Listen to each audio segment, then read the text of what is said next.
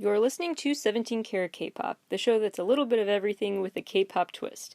Visit 17caratkpop.weebly.com for more information about the show.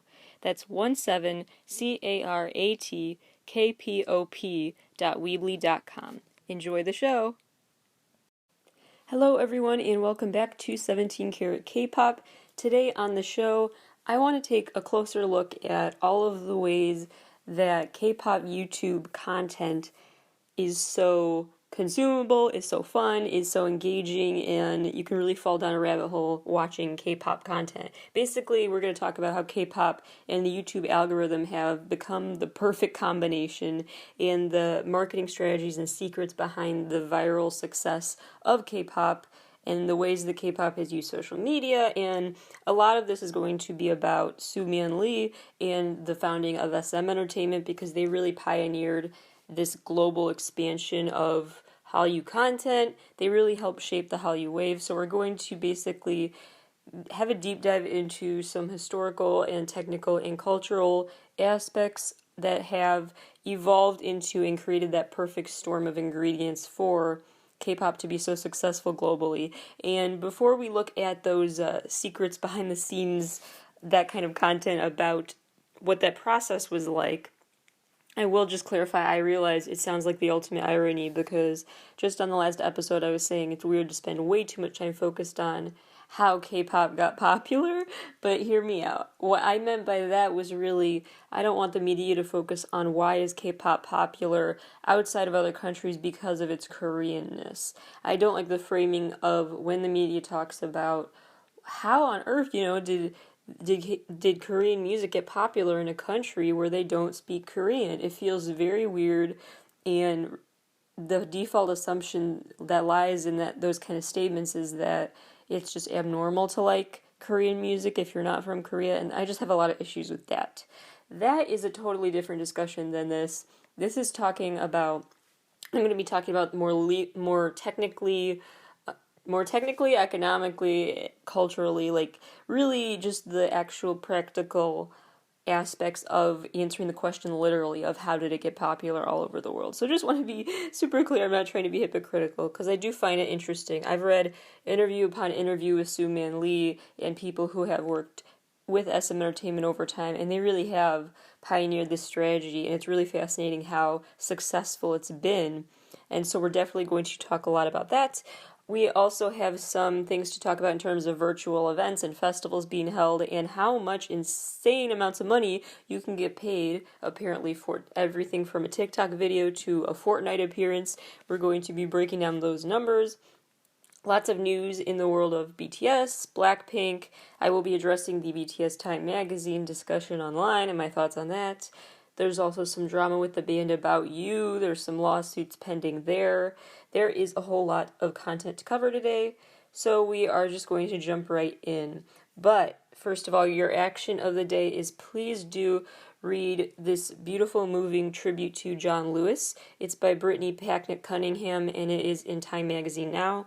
The column is called John Lewis Gave Young Activists Our Marching Orders, Let's Make Him Proud, and that title perfectly sums up the sentiment of the piece. But please go read it all, as well as other tributes, and continue to read like his March graphic novel series, things like that, because he really left so many important tools and ability and educational tools, activist tools. He left so much for the next generation to have. He passed the torch to us, and we need to make sure we don't let that go. So I just want to continue to make sure you have him in your thoughts, because we need to continue to use his spirit, manifest his spirit, and make sure that he did not die in vain. His life goal was not in vain. So let's keep on with that fight toward justice. And if you're a little stuck some days or not sure how to do that, it's great to read pieces like that to remind you of the heroes that have helped pave this way.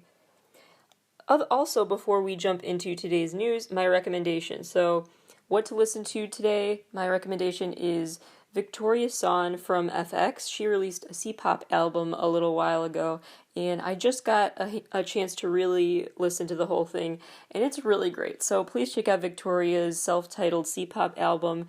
It's personally my favorite track is track 8, It doesn't have an English translation, but it's track 8 out of 10 on the list.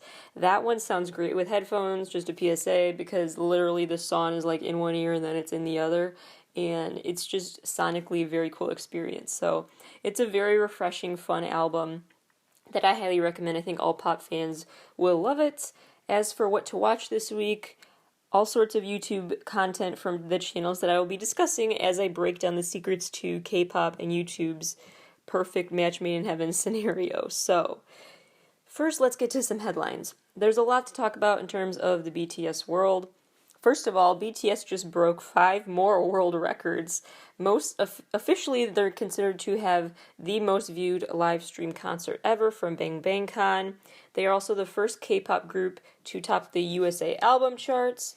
They have the most albums ever sold in Korea, the most Twitter activity, and the fastest time. They got the fastest time it took compared to other groups to reach 1 million TikTok followers. So all of that and probably more coming in terms of world records. Also, Namjoon's solo mixtape Mono is now tied with Beyonce's Lemonade for 5th place when it comes to albums that have reached the most number ones in iTunes history. Tied with Lemonade, that is so huge. And he is the Asian artist with the highest ranking in this category throughout history. And Mono actually got a number 1 in 108 countries, so it continues to reap the rewards of that wonderful mixtape, so congrats to Namjoon for that. Other upcoming BTS projects, Smeralda Books is tweeting again, and there's a lot of backstory that I don't have time to get into, so this is just a moment for the ARMY only will understand, but, so the Smeralda update, what I need to say about that. So, a couple things. First of all, I feel like a BTS comeback is sooner than we think, because when Smeralda starts tweeting more, something's about to go down. So just, stay tuned, because I feel like whenever we let our guard down as ARMY and just I don't know if we ever actually do let our guard down, but let's just say we do, I feel like that's when they drop a song. So just, stay on your toes. And I also want to point out that the Smeraldo, so the line that I'm thinking about is the note that said the Smeraldo was trampled under my feet and a time loop began again. So that I'm still thinking about, because now I'm wondering, I'm overthinking the word again. A time loop began again. And so now I'm having this Inception style train of thought where I'm wondering, is this one of those situations where it's like, you're imagining that someone is imagining that someone is imagining that someone is imagining something, and so now I'm really just kind of freaking out and ruminating over what this could mean. So let me know your thoughts and predictions, though, if you have them. Love to keep that conversation going about this saga. Also, I would just want to point out that the notes are being labeled year 22. And I just turned 22. My birthday was a week or two ago, so I'm just saying, for them to release a note that says year 22 right after my birthday, I mean, coincidence? I choose not to think so, no matter what. Other BTS news, yes, there's still even more. So, apparently, these are all rumors, nothing is confirmed yet, but Big Hit Entertainment apparently has basically filed a trademark for In the Soup, S-O-O-P, which means forest in Korean, In the Soup, for what is rumored to be a version of Bon Voyage BTS, so basically like another travel variety show, but Soup is the name of a campsite in Korea. So fans are speculating that this is kind of going to be like Bon Voyage was, but it's going to be a staycation and it's just going to be on site in Korea. So we might get more new reality show content too. Also, fans notice that people are referring to this, and all the rumored reports are referring to this In the Soup show as the BTS version. So that made people think, are we going to get a G-Friend version and a TXT version? Is this for more than one Big Hit Entertainment artist? So I feel like a lot is in the works that we are going to find out more about very soon. So stay tuned for that. Also, BTS has been added to iHeartRadio's festival lineup for the year. Naturally, like everything else this year, that festival will be digital, but it will go on because it is the 10-year anniversary of it, and in general, festivals just wanna find ways to make it work digitally. So BTS is the only K-pop act on the lineup.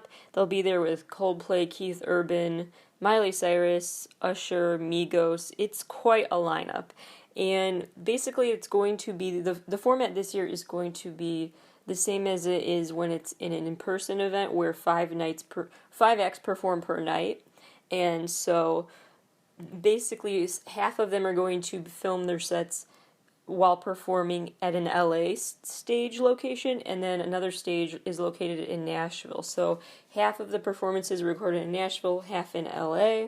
The stage will be completely deep cleaned before and between each act, and the camera crew will be just a skeleton crew, the bare minimum of who needs to be there. The camera crew will be tested for COVID every day while they're doing this and preparing for this event and stuff.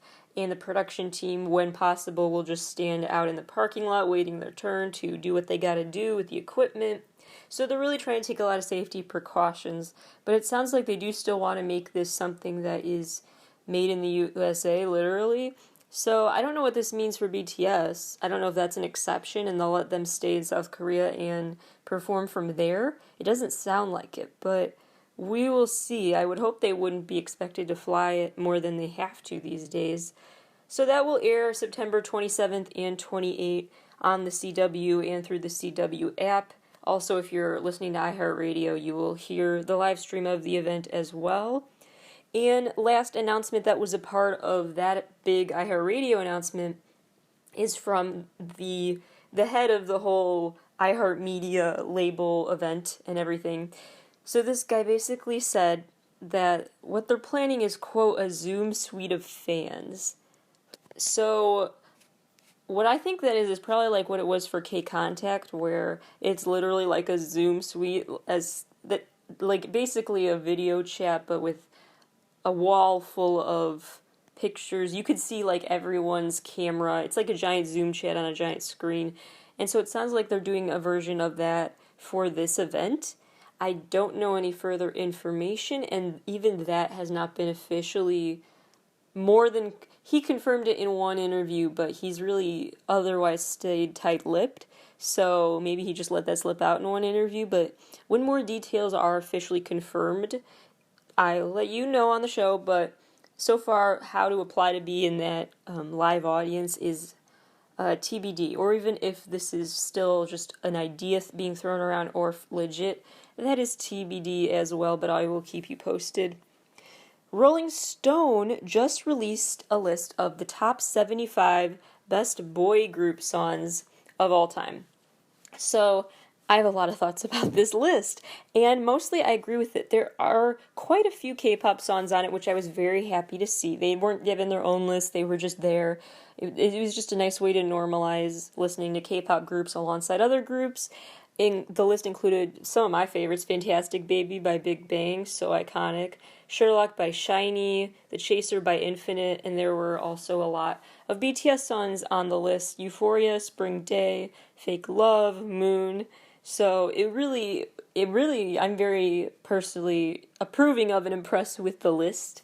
Although, a couple things. One, so apparently there's some confusion about this, so please clarify if you know, but is that in order? Is the ranking in order, or is the top 75 boy group songs list in no particular order? Because if it's in no particular order, then I have no particular issue. If it is in order, I want to move the order a little bit around. I need to move Fantastic Baby up at least like 10 more notches. I need to replace Euphoria and Moon, because I would personally put Euphoria ahead of Moon. So I have some other placement issues if it was supposed to be in order. But of course this is all subjective. I just find these lists interesting, and considering what I would do differently, I really do hope that they do one for girl group pops as well in the future, if they're not already making that list, because, come on. I could go on and on and on.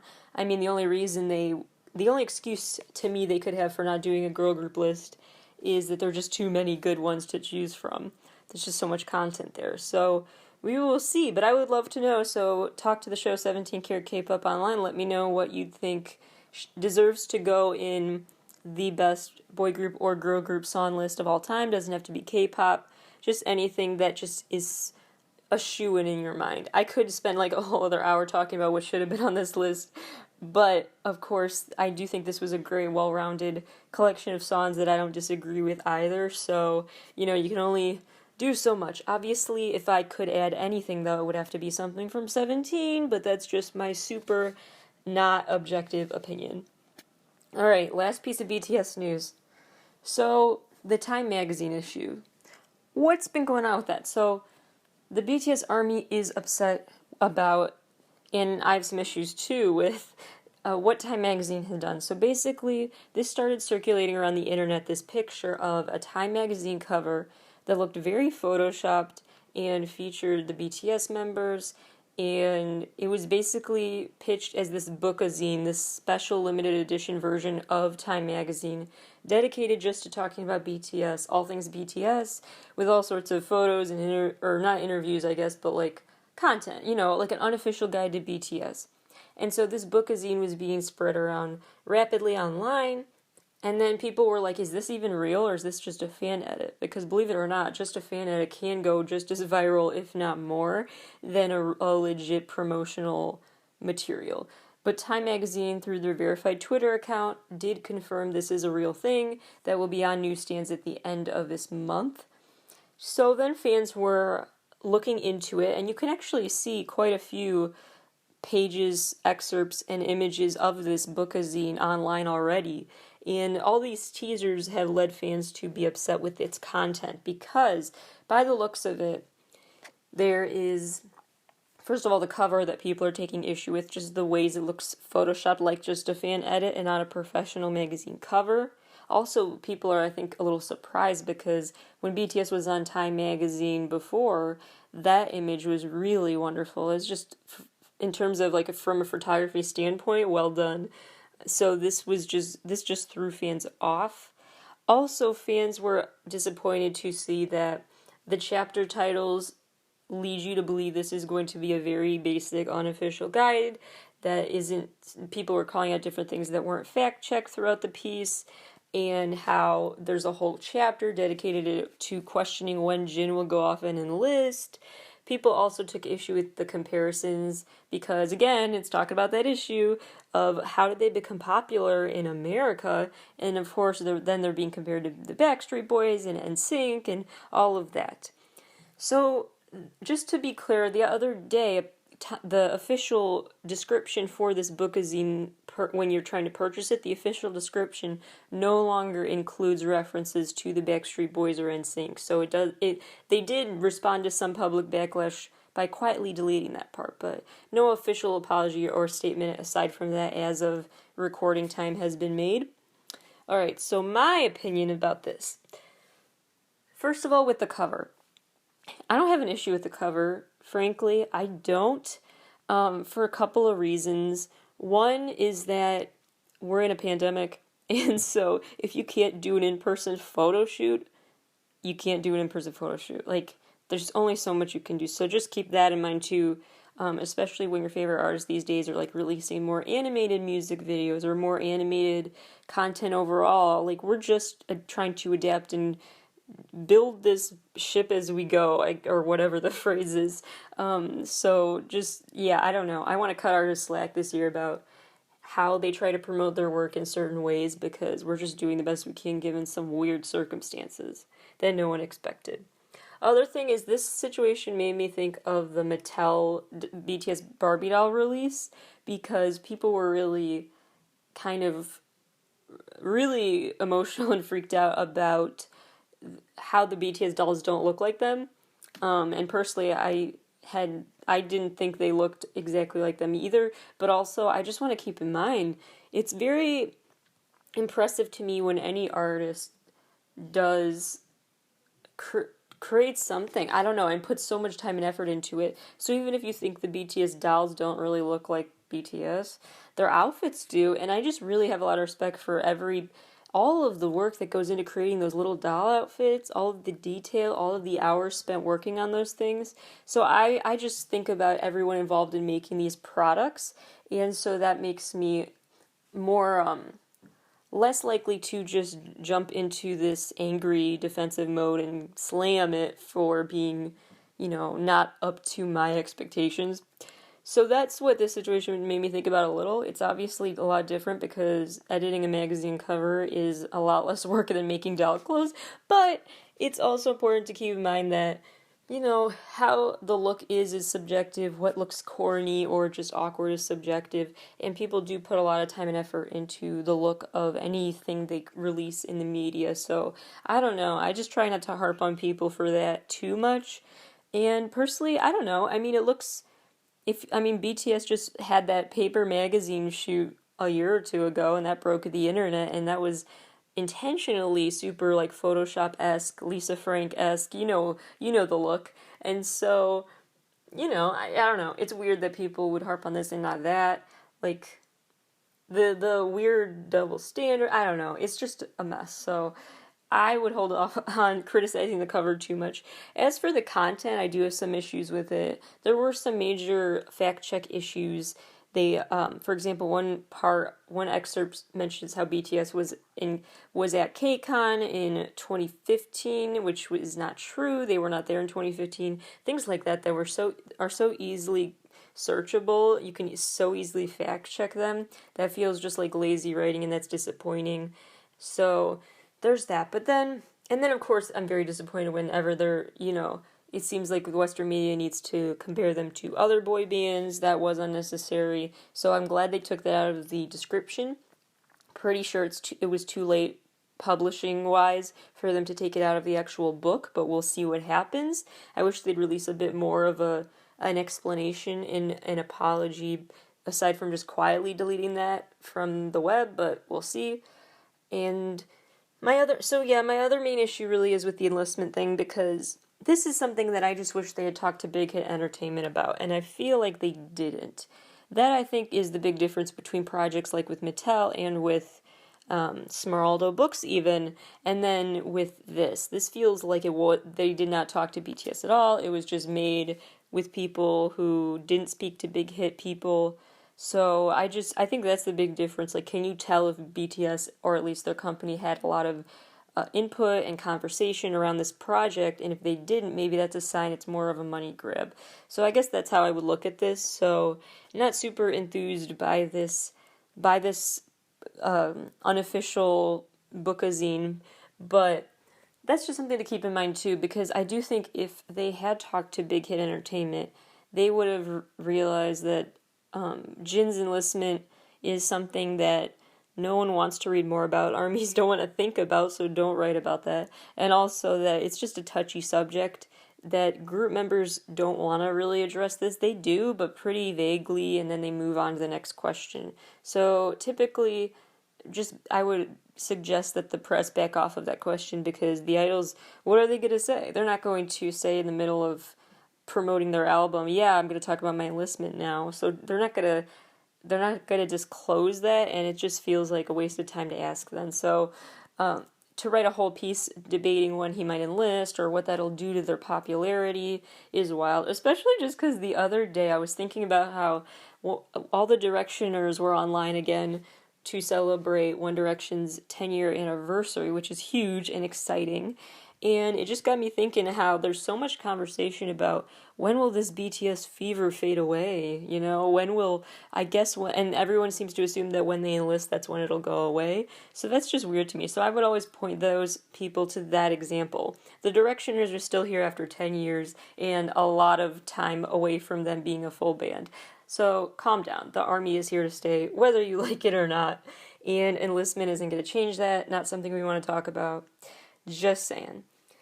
Alright, more news. Lee Hi has officially signed with AOMG, which I really hoped she would, and so that's really exciting.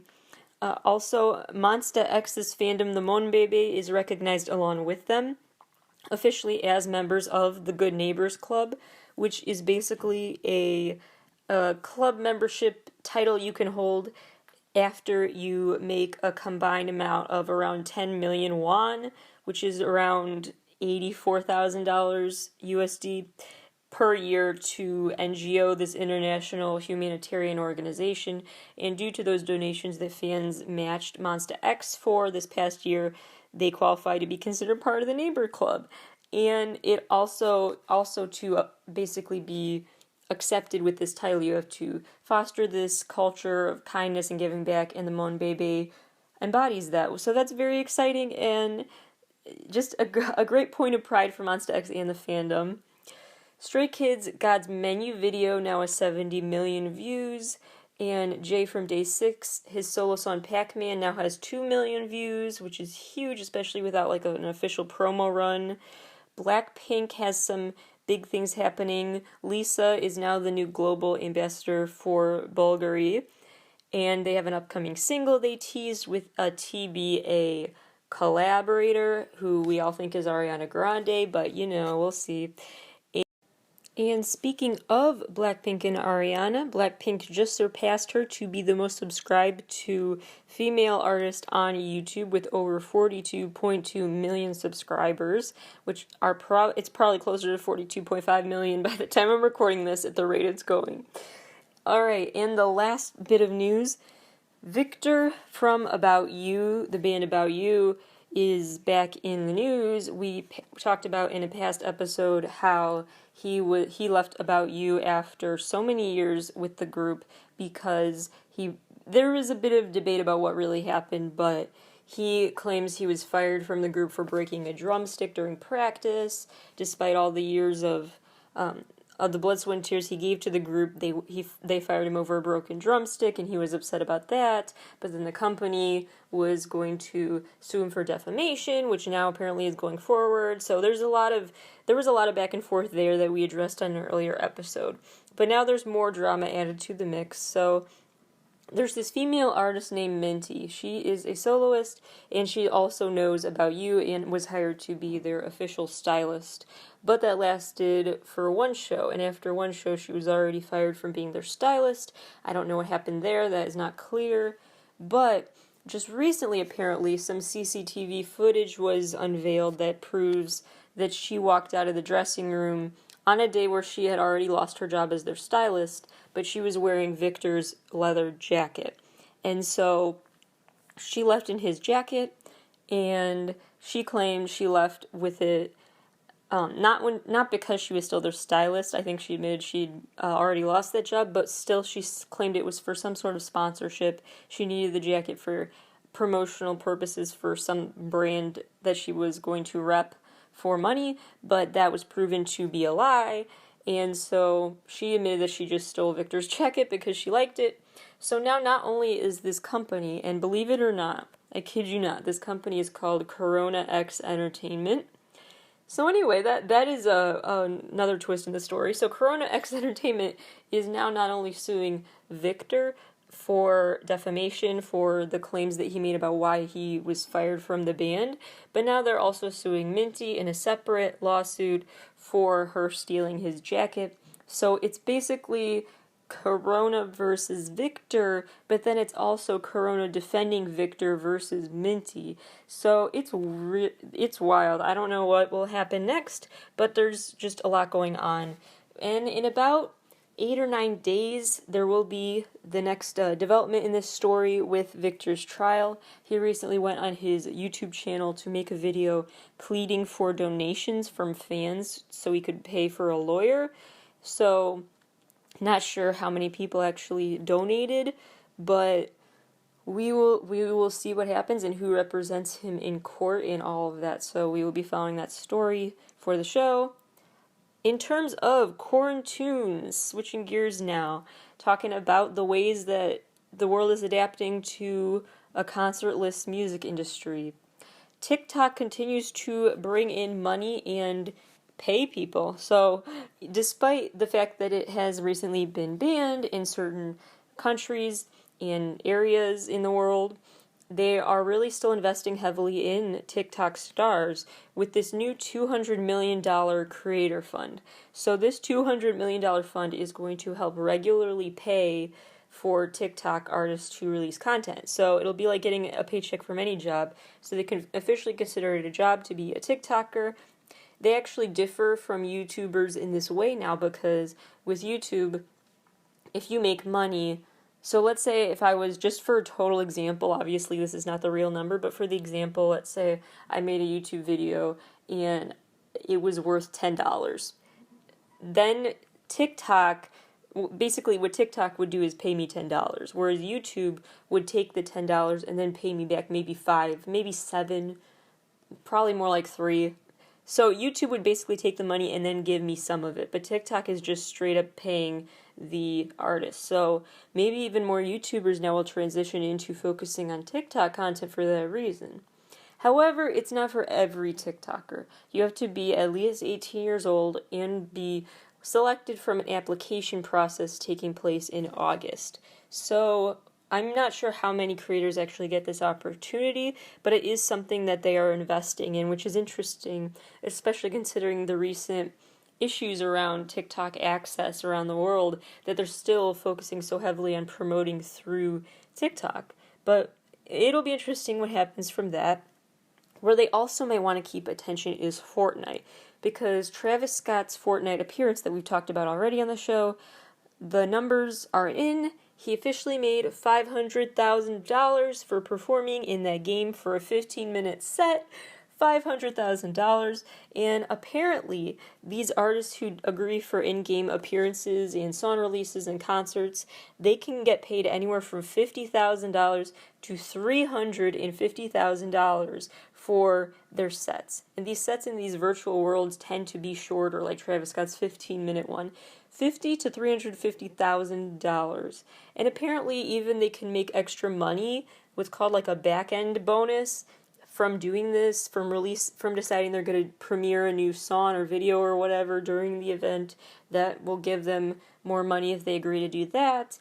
There are all sorts of other technical aspects that give them a boost, but basically they can rake in a lot of cash through these digital realms, so that will continue to happen, I think. Especially the latest development in the Spotify Universal licensing agreement is that now that Universal Music and Spotify have this new partnership, there are going to be, basically what's happening now in that world is that there's now this two-sided marketplace, and what that basically means is what we talked about a lot in a previous episode. I believe it was the one called EJ and Open Your Eyes, which is an NCT/J from Day 6 joke, just in case anyone missed that. I'm proud of that episode title. That episode is the one where I talk a lot more about the history of payola and pay-to-play schemes, not just in K-pop, but the music industry overall over time. So check out that episode if you're interested in this more, but what I'll say for this story is just that it continues to be at play here, and here's the newest example. Because what this licensing deal, without reading into all the legal technicalities on the show, what you need to know is that basically this new partnership is going to be a way to continue the pay-to-play schemes in a sense, because now the companies can basically use bribes to make sure their artist gets push notifications more, gets put in recommended Spotify playlists more, things like that. So it's going to affect song placements that way, and also it'll affect basically promotion in terms of data and analytics. So basically it sounds like now managers can buy access to certain data and figure out what to do with that data when they decide how to target their ads and things like that. These type of practices tend to help the bigger companies who have more money to throw at these marketing campaigns. So really keep supporting your faves that are part of the big companies that get a lot of backing, of course, but also please be sure that to spread the word about your favorite underrated artists from lesser known companies, because these types of practices that are still in effect today clearly shouldn't have an outsized influence. There are just so many underrated groups out there, so make sure you continue to help amplify them, because maybe their company can't afford to have their message amplified through streamlined digital tactics, so they just need a grassroots method of promotion, so we can take it upon ourselves to do that. Alright, speaking of digital events, the latest was this 2020 Indie Craft K-Game Festival. Basically, you could create a 3D avatar, and while you were in this festival game, you could talk to other people who were there, attend like booths. It was like a digital version of going to the state fair, and you could share contact info and private messages as you walked around talking to people. And so this made me think two things.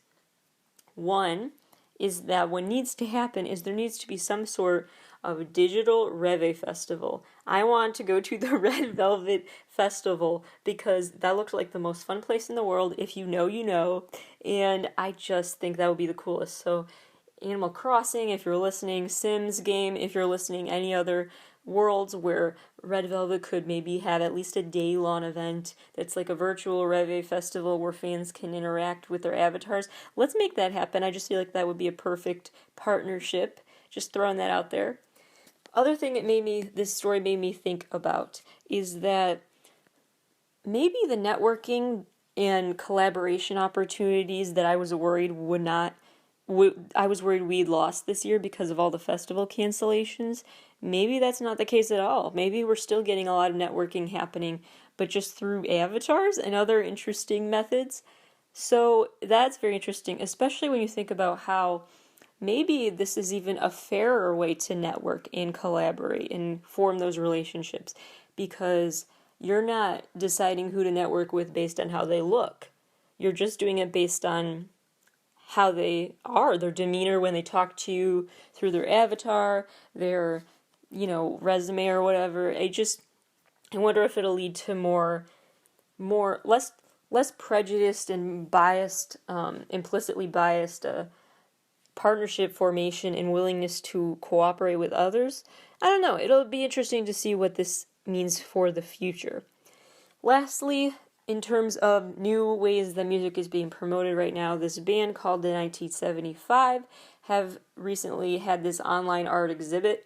So basically they combine AI with robotics and 3D and all these other different elements of the futuristic artwork, I guess you could say, to basically create these physical embodiments of what their songs are all about. So if you go to their official website, you can find a link to the YouTube playlist, and that YouTube playlist has music set to look at all these different exhibits one after the other.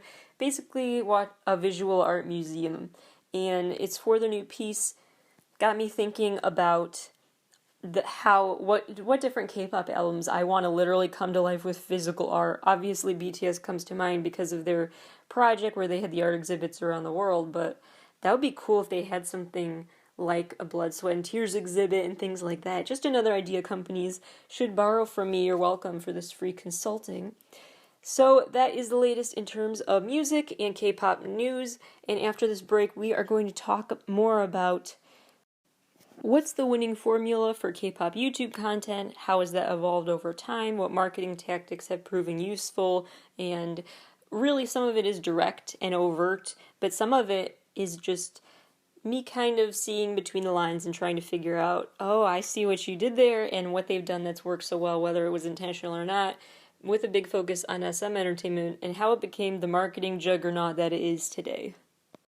Before I get into the backstory of K-pop marketing and the scene globally around the world and all of that, I just want to share my 9 reasons why I think that K-pop YouTube content is so addicting and so fun to watch and just good, and why it's so popular. And we're going to pretend that I made up 17 reasons because I always try to make my list 17 things. You know this about me if you're a long-time listener. So we're going to pretend these are 17 things. So just bear with me as I pretend. So first of all, K-pop YouTube content. And here in this list, I'm describing reality show appearances, talk show appearances, game shows, just in general vlogs, music videos, dance performance videos, everything. So all K-pop content on YouTube. So first of all, there's the fact that it's free. It's on YouTube, which is very globally accessible these days, and it's just free 24/7 easy access content. That's part of the reason why it's so popular. Number 2, they get right to the point. With K-pop YouTube content, they just jump right into whatever they're going to do for the show. So that's what makes it really what helps it be entertaining is that they start right off the bat with whatever they're going to do. They say, we're going to play this game, and then they play that game. Or we're going to do this today, and they do that thing.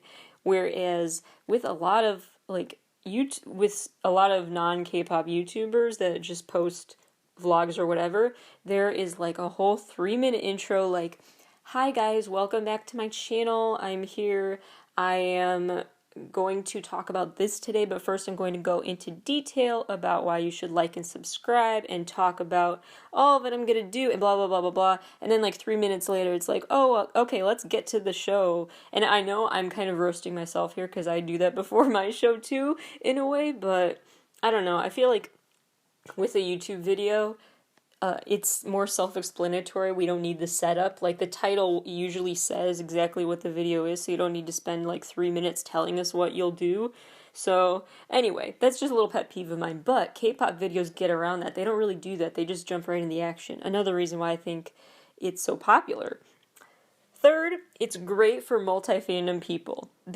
Are so many constant crossovers that really help, whether this was intentional or not, help promote each other's groups. There's so many moments through everything from Knowing Brothers to shows that are artist-specific, where the K-pop stars cover each other's songs, usually label mates songs, and it's just really fun and exciting if you get to watch a group that you're also into show that they know the point dance of your other fave, or they know all the lyrics to your other fave's song, or they can rap along with your other fave.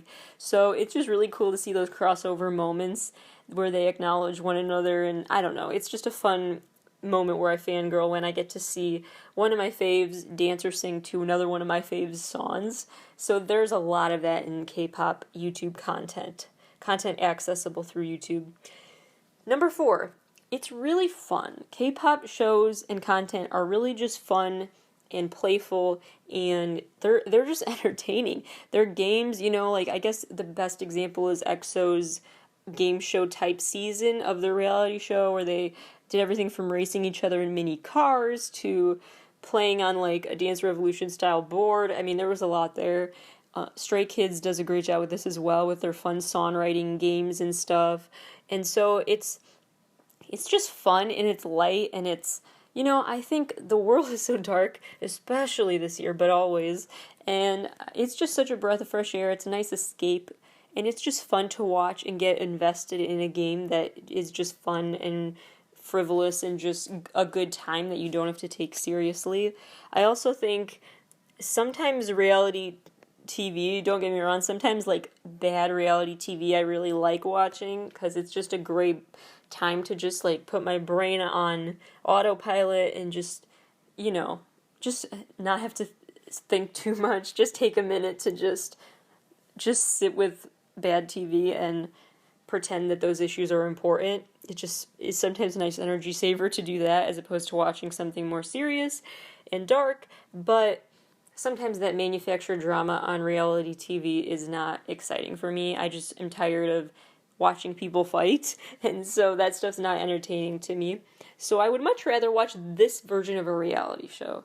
If you're new to K-content, you probably aren't aware that these K-pop stars, they tend to have reality shows all the time, and vlog-style shows, and their version of a reality show is not like MTV reality shows. I mean, it is very, by comparison to Western reality shows, it's very, very light and innocent and just fun and playful, and just not, it's just not extra in the same way.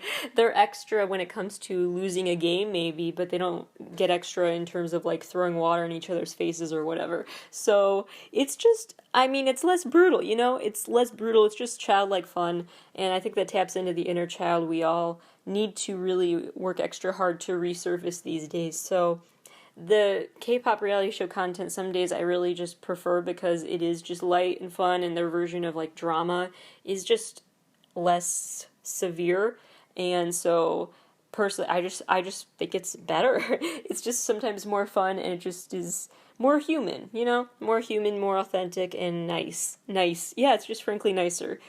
Number 5. This content can be so popular because it follows a formula while also staying fresh.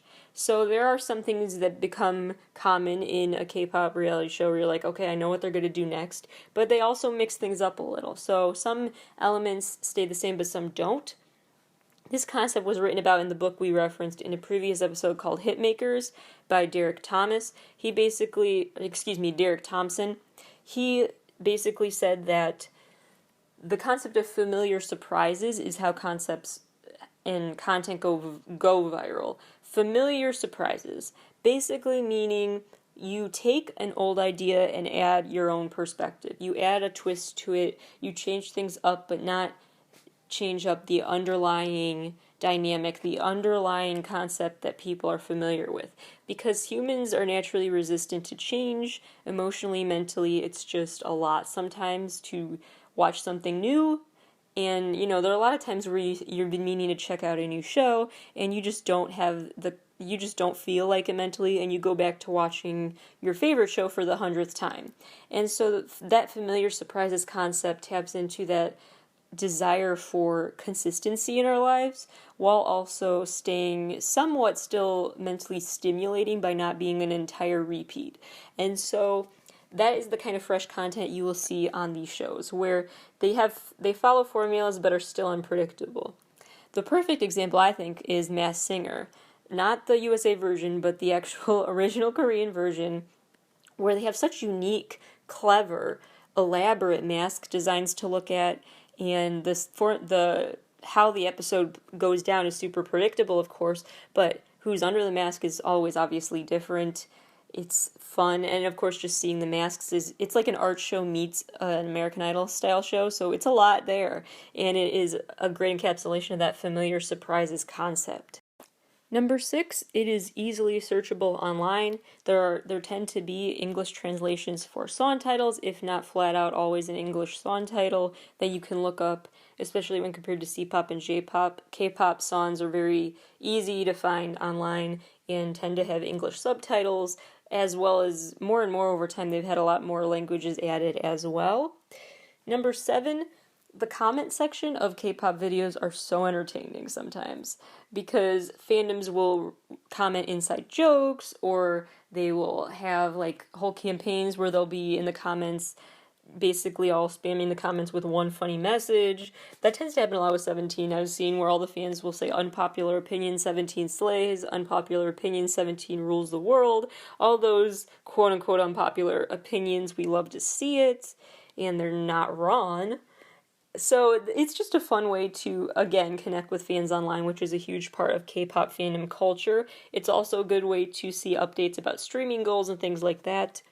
Number 8, there are a lot of ways that K-pop content is reused and repurposed and then shared among the fandoms. So, everything from dubbed over versions of K-pop shows to remixes of the songs, mashups of the songs, things like that. All of that is made by fans, and then that gets shared and spread does the rounds around social media apps, and then people repost it to YouTube in compilations, and then that drives traffic to those accounts who posted it. It's just a bunch of cross-references throughout these media sites, and YouTube is a home base for those types of cross-reference sharing. Number 9, aka number 17, there is a constant upload schedule. These artists really do know how to keep it consistent and keep fans entertained, and it becomes then a natural daily part of your life, really. I think actually a great example is Luna. With Luna TV, they basically have these 1-minute clips that they release very, very frequently. So if you don't have much time one day, even on your busiest days, you can snag a minute to watch the latest Luna video. So they're a part of your daily life, and then it's harder to remove them from your life. It really heightens that sense of identity you have in the fandom, and then you're more a passionate fan, less likely to leave the fandom. They're a part of you, really. Being a fan is a big part of your life then. When it's such a constant presence in your life, then you would feel it when it's missing. And Luna also does have then longer, like closer to a half-hour episodes of this other vlog-style content, and so they have a nice balance of you get to watch a significant amount of them, that it makes up a significant portion of your day, but they also have the type of content where you can just have a quick, your brain basically gets a quick Stan Luna reminder and then you go on your way. So, to summarize, free global 24/7 access on YouTube. They cut right to the point. They have all these familiar surprises. It's fun, it's playful, it's a lot more lighthearted than some other reality show content, a lot less dramatic in unnecessary petty ways. It's a great way for multi-fandom people to get excited for the crossover potential, easily searchable content, entertaining comment section, lots of cool ways that fandoms interact through YouTube discourse, and the constant upload schedule makes it a constant part of our lives. So how do all these reasons why K-pop content is so popular, especially on YouTube, what does all that have to do specifically with K-pop music videos and just K-pop music, and why is SM Entertainment such a standout for their ability to reach fans globally? So that's what we're going to go into. First, before I give a clear answer, I want to share some background about Soo-man Lee and his founding of SM Entertainment and what went into that, and just really to add a lot of context historically for what led to the culture of SM Entertainment today and its huge status today. So, let's start this timeline back in 1962, when a couple of big things happened in the music scene. First of all, the British invasion of the Beatles and whatnot, but other groups as well. The British pop sound was worldwide, so it was in South Korea too, where that sound was all over. Also, that time was influenced by some early elements of J-pop, because that was the year that Johnny and Associates formed. I talked a lot about them on a previous episode. So Johnny and Associates was the agency that was formed in Japan in 62. That was also the year where Shin Joon-hyun started his career, aka Jackie Shin. That was his stage name. And so Jackie Shin is viewed as the godfather of rock in Korea. That's his nickname. Godfather of rock for Korea. He actually formed the first official Korean rock band called Ad4. He also founded some other big names like the Pearl Sisters and other pre-officially K-pop groups. So this was before K-pop was technically a thing, but he basically pioneered this K-rock movement of sorts. So a big mix of sounds in the 60s coming together, influencing musical trends.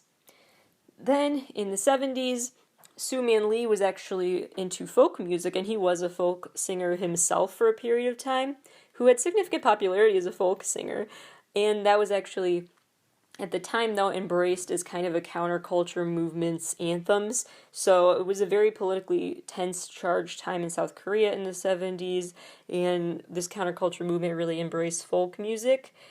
And then, however, the non-counterculture, so the just mainstream popular culture of the time, was really focused on trot music, which has a lot of Japanese influences, and so there's a lot to unpack there about why that trot music went up and down in popularity over time in South Korea, but for the sake of the story, I'll just say that what Soo-man Lee was doing even back in the 70s was he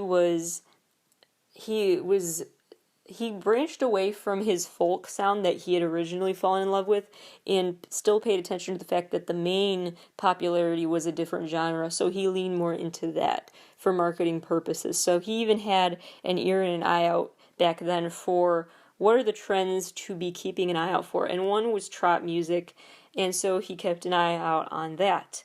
So, little side story actually, so Jackie Shin, that godfather of rock for Korea in 72, he was, super long story short, he ended up being jailed, he refused to write propaganda songs for the government, he wrote some very politically charged music, he was arrested or put in some sort of institution for that, but then 5 years after the arrest, he did return, felt safe by then to basically start releasing music again, because the president who had him locked up before had passed away by then, and he basically felt free to re-enter the music scene.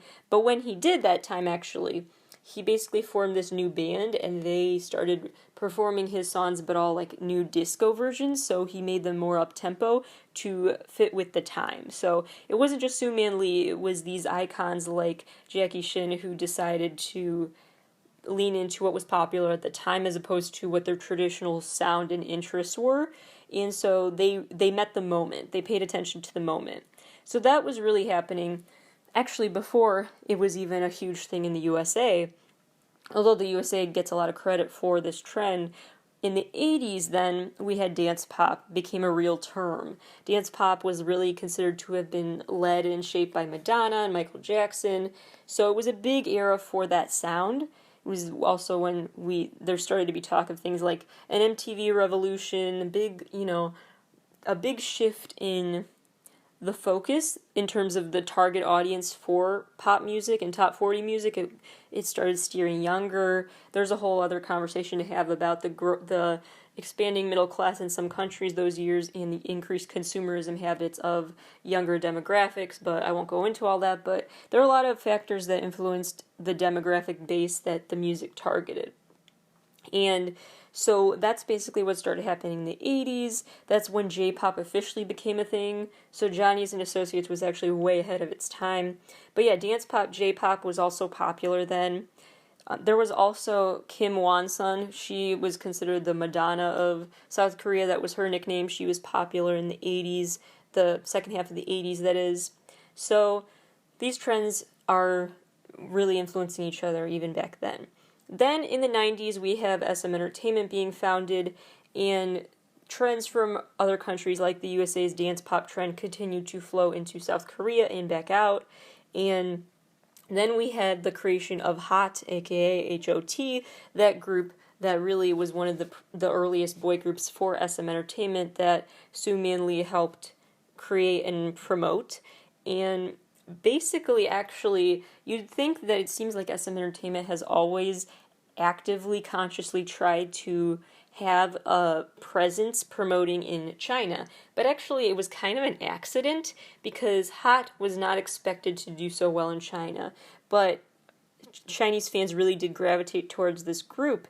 And that left Sue Man Lee thinking, again, it was him just reading the room and really meeting the moment and seeing, wow, this is something that can go global and connect people globally. And so it was kind of not his original intent to have this global reach as much as it may seem like it was intentional. It kind of fell into the realization that it would be a marketable thing that was possible to pull off. And I think that came into starker relief really when this Korean boy group called NRG, they started in 97. They basically created this strategy. This is going to be an important part of the timeline, so keep this in mind. NRG basically promoted themselves by teaming up with a company called Music Factory. And Music Factory took their music and distributed it locally in Chinese. So they repackaged Chinese versions of NRG albums and sold them locally throughout China. So fans basically had a localized touch to this externally popular thing. It was basically an export made to feel like an import. And so that turned out to be a very successful marketing strategy for NRG. In June 2000, one member of NRG abruptly passed away. He got a viral infection. And what happened then is tour dates were obviously canceled, and the Chinese fan base this was when email was really getting popular for the first time there, and so these Chinese fans were just learning and teaching themselves how to use email just to send their condolences and just grieve online for the member who passed away suddenly. So this was such a watershed moment when Sue Man Lee realized, wow, there's a real big emotional bond here. There can be a huge connection between Korean artists and the Chinese fandom. And so that impact really hit him when he saw the floods of emails pouring in from these new email users from China. They also flooded overseas phone lines.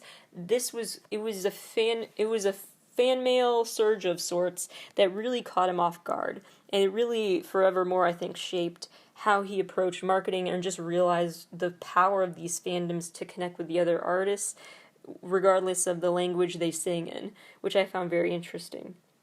Also, side note, 1999, so a year before this incident happened where a member passed away, is when the term Hallyu, which refers to the Korean wave spreading past Korea of K-culture influencing things, that term actually is considered, I mean, there's still some debate, but considered to have officially been part of media discourse starting in 99, actually, in China. So in this issue of Beijing Youth Daily, they used the term Hallyu for the first time. So it actually wasn't even in Korea where they coined the term as part of their own marketing strategy. It started really from that Chinese magazine. So that I found very interesting. So what happened after all of this is that in 2002, SM Entertainment really started working even harder, more actively seeking out that overseas appeal. And so we saw that with like BoA, who got a #1 hit in Japan that year. TVXQ became really big in Japan because they even personalized their message by going by a totally different name. So they're called TVXQ in Korea, they're called Tohoshinki in Japan. And there are other artists like Super Junior who went by different names as well. So again, basically he found a way to localize a global group and make an exported artist, for lack of a better term, feel like an import. Something neighborly, I guess you could say. And so what happened was that Su Lee had accidentally started promoting well in China, but he more consciously, directly did try promoting in Japan after that when he realized how that could work. And so he's basically, and his company has used these on-the-ground localized promotional tactics ever since then, basically taking word-of-mouth campaigns to the max. And so there are a couple of big moments in SM Entertainment's history, and Su Lee's history, and his colleagues' history in general, where they really did influence through those local tactics. So one way they did that was, originally there was some hesitancy and skepticism among the Chinese investors for how much they really should pay attention to this K-pop trend. Was it worth really paying too much attention to and investing in? And so he helped sway some of them by basically helping.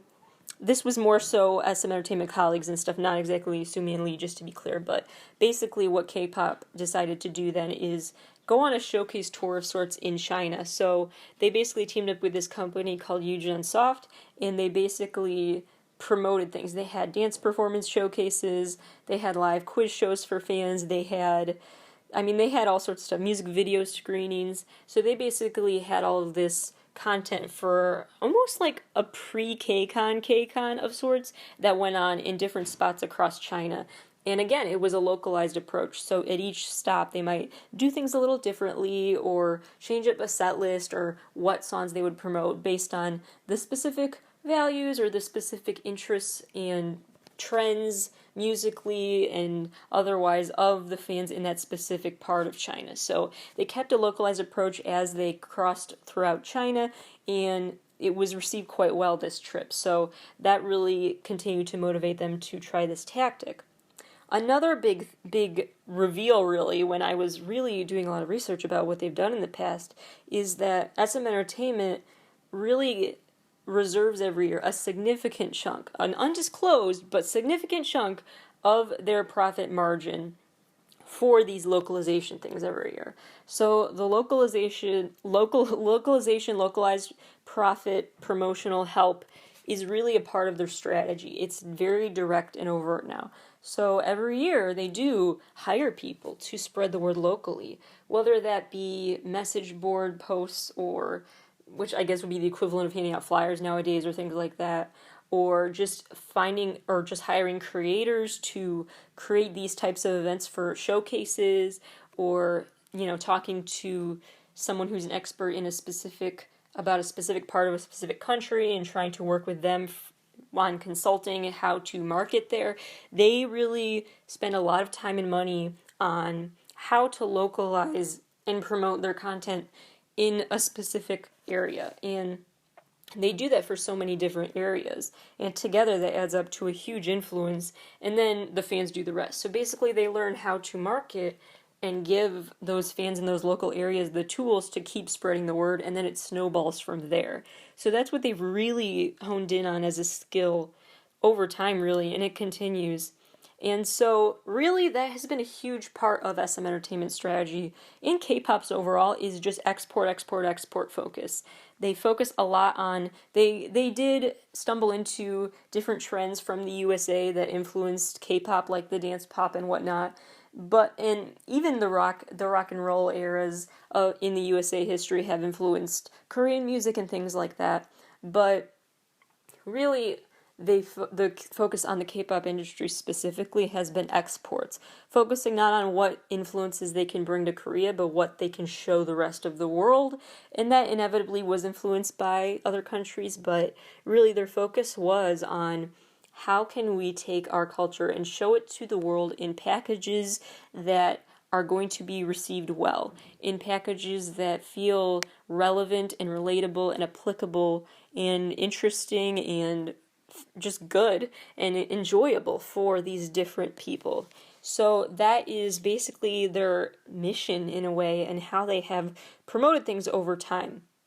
So now you may be wondering, again, we talked about this before, but I just want to add a little more context that's relevant to what we've been saying about YouTube and such, of why J-pop and C-pop do not do this, or why they don't really have the same strategy. We've already talked in depth about this in previous episodes, so feel free to check out the episodes called C-pop versus J-pop. There are a couple of those.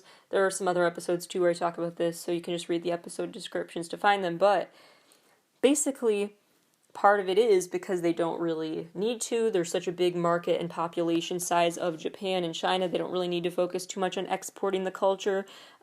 So we already talked a lot about that aspect of this. But in terms of actually the manually what they're doing, just in terms of literally what their plan is, that aspect is different because of the original hesitancy that they may have had towards promoting internationally. So with a focus on J-pop, we talked at length about Johnny's and Associates, but an update to this timeline that makes sense here is that 20 years after Johnny's officially debuted, they finally had a YouTube channel that was public.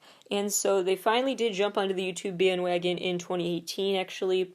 And so in 2018, Johnny started releasing YouTube content regularly. Like, it has a lot of elements that I just mentioned that do give it success, you know. It's easily accessible, it's got a huge range of content, it can become part of your daily life with the variety, there's something for everyone, familiar surprises, all of that.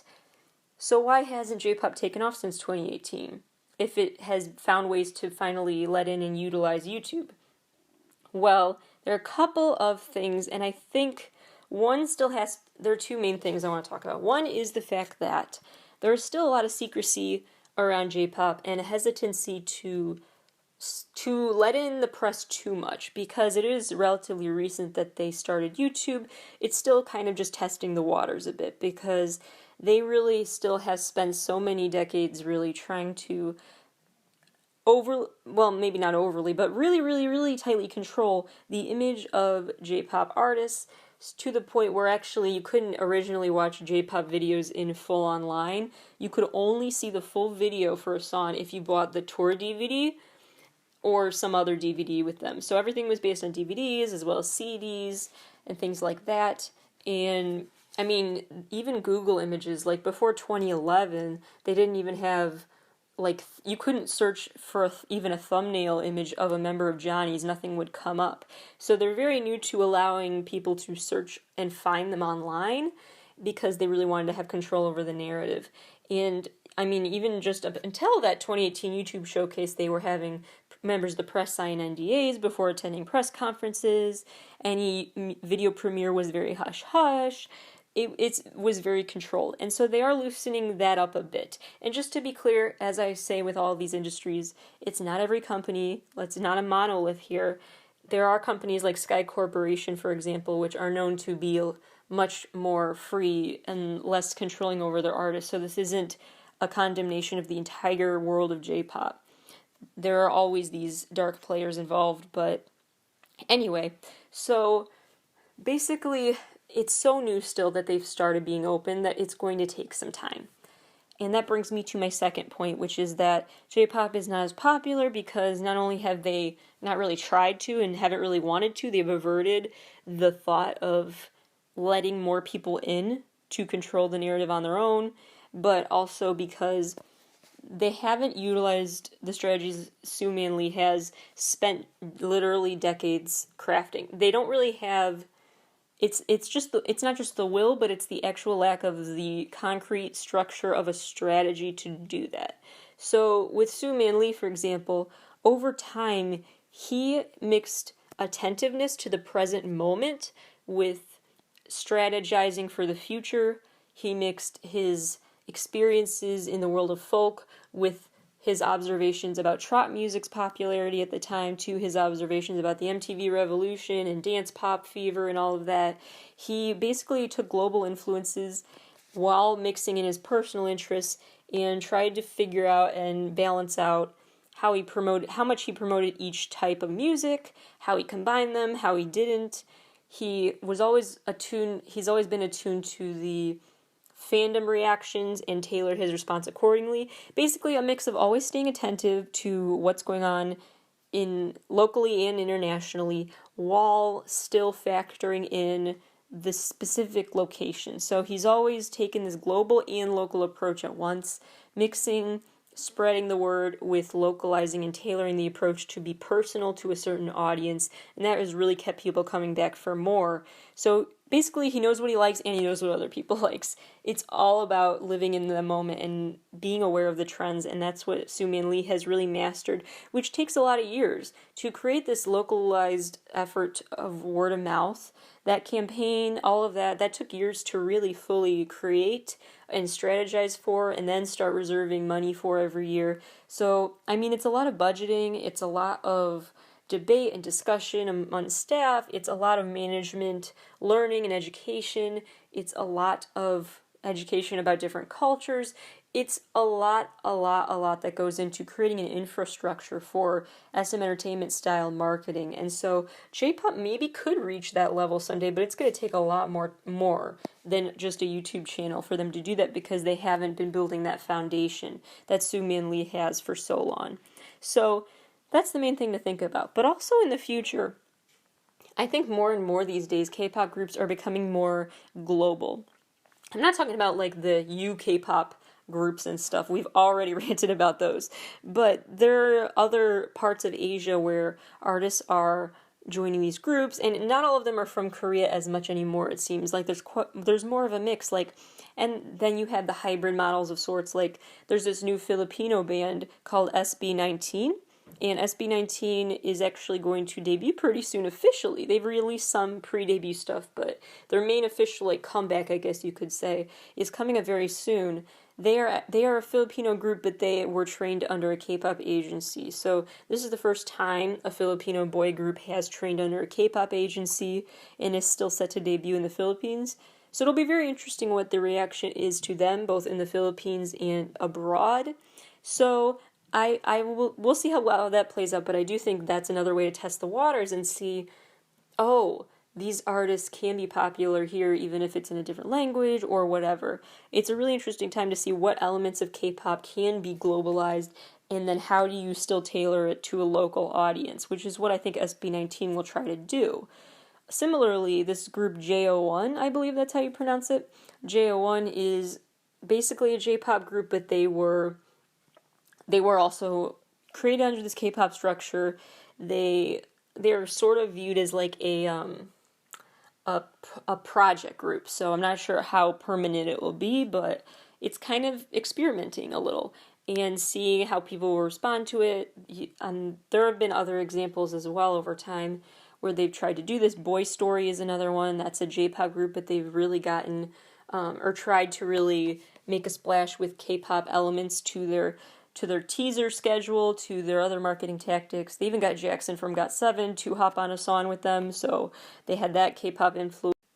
So, what's the big answer for what made Sue Manley so successful in creating this marketing strategy for SM Entertainment? And in general, what has made K-pop so popular globally? What has worked marketing wise?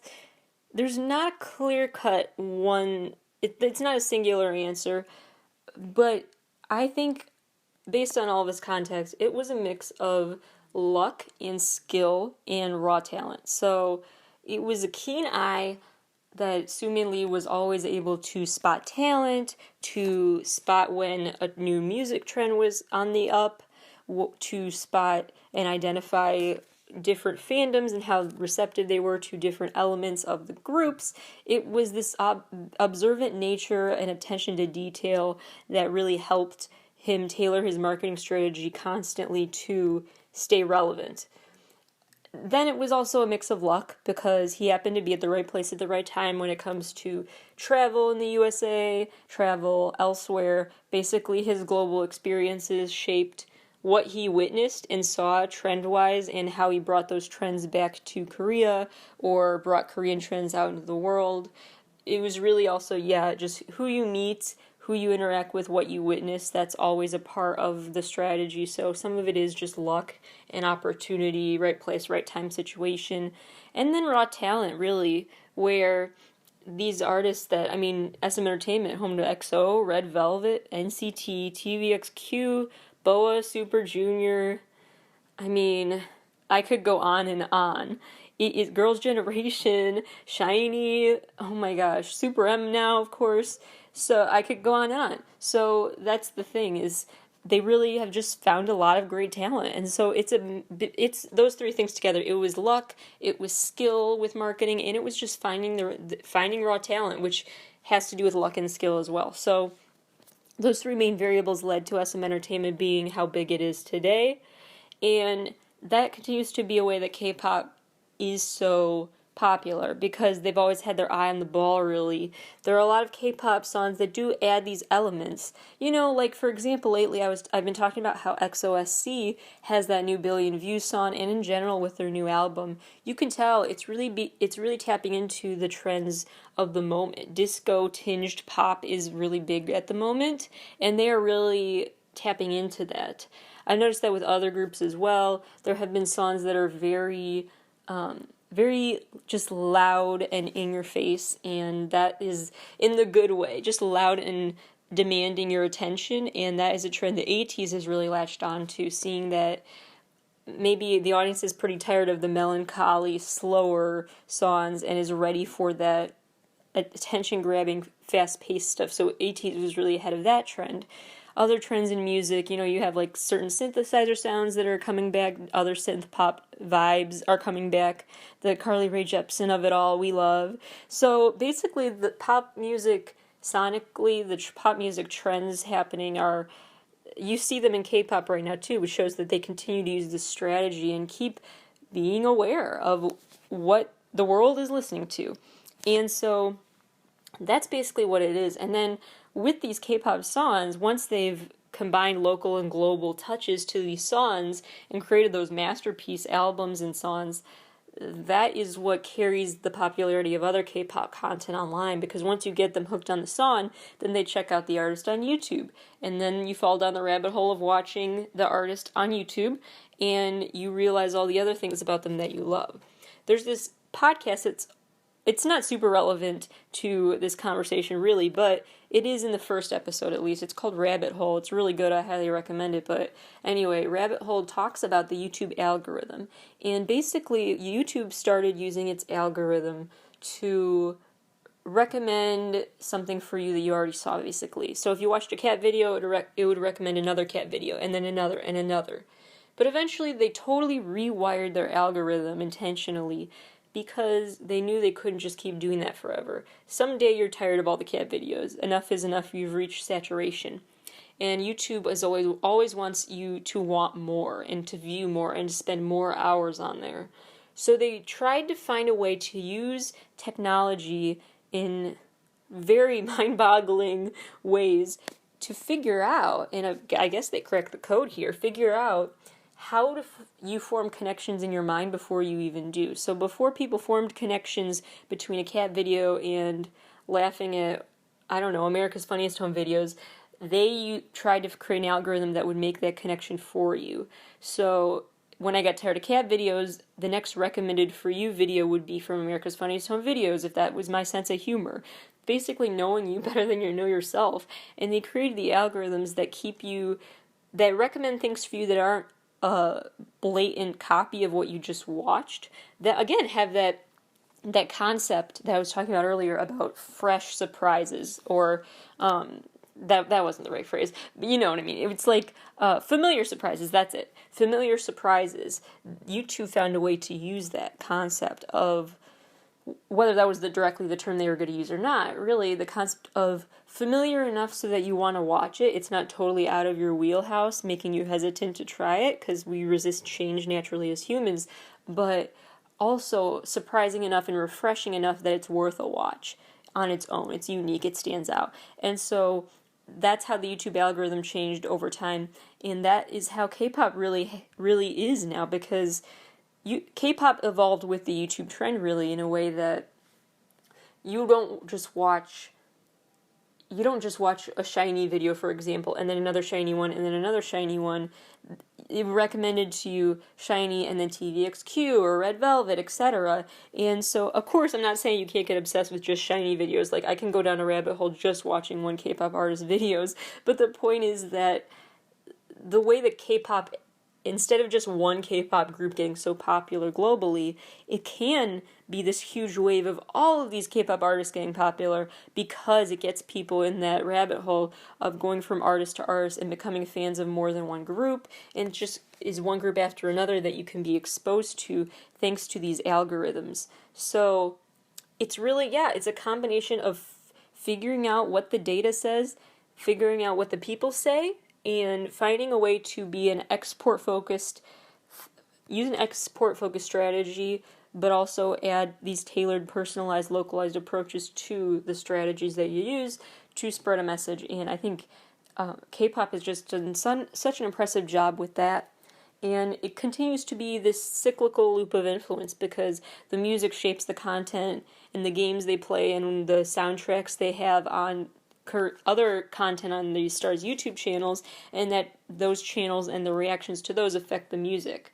Because if you like watching them on a certain, for example, like Johnny lately from NCT, he's doing that, Sunny Side Up series where he DJs online and whatnot, and Johnny also has the Communication Center series, JCC, so those projects really got fans excited, saying, we want more DJ Johnny, and then we got DJ Johnny during their latest live stream concert, and possibly more. Well, he's even credited as a DJ for one of the songs on their latest album. So that's an example of how this feedback loop is a loop. It's not just one influencing the other. The arrows go both ways here, where the YouTube comment section and everything shapes the music, and the music shapes what they post online. And so we're going to continue to see that reciprocity in terms of influence over time, I think. And K-pop really is K-pop and YouTube are just such great partners. So really the OTP, we stand. So that is basically the summary of how music trends shaped where we are today in terms of K-pop's popularity, and why we love going down the rabbit hole of watching K-pop videos. So I hope this was informative and interesting for you all, and I will be updating you on some similar stories if they come out about technology shaping music trends and things like that. There are a few themes I have coming up that I don't want to spoil yet, but one of them is, of course, the TXT episode we need to do. Another is a big event in music history that I don't want to give away yet, because if I give it up, you'll Google it, and then you won't watch the show. So just know there's a huge monumental event that shifted both music and the K-pop industry specifically forever, really. And I'm going to dissect what that moment meant and what the influence was and what happened. It is a really bonkers story, but I'm excited to talk about it. It fascinates me, and you'll just see. It's going to be awesome. Before I go, I do want to congratulate 17. I feel like I should have like a 17 segment of the show more, because I don't talk about them enough, and obviously I love them, so today, we have to congratulate 17 that they've just passed 600 million Spotify streams, and based on the rate I stream their music, I assumed that I had contributed all 600, but it has been brought to my attention that other people are also streaming it. So apparently I streamed it less than 600 million times. So my apologies for thinking incorrectly, but I've contributed a lot to that. So you're welcome, guys, and congrats. All right, that is it for today. I will see you next week. Have a good weekend.